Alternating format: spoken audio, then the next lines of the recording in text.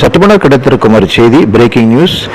தமிழக நீர்வளத்துறை அமைச்சரும் திராவிட முன்னேற்ற கழகத்தின் மூத்த தலைவருமான துரைமுருகன் நேற்று இரவு டெல்லி புறப்பட்டு அவசரமாக சென்றிருப்பதாக ஒரு சில தகவல்கள் தெரிவிக்கின்றன.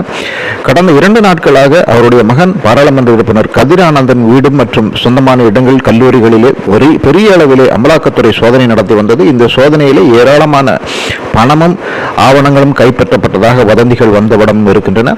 இதற்கிடையே நேற்று இரவு 10:10 ஏர் இந்தியா விமானத்திலே துரைமுருகன் டெல்லி சென்றிருப்பது பெரிய ஆச்சரியத்தை ஏற்படுத்தியது. இன்று ஞாயிற்றுக்கிழமை என்பதால் அமைச்சராக ஒரு அலுவலும் டெல்லியில் அவருக்கு இருக்காது என்று சொல்லப்படுகிறது.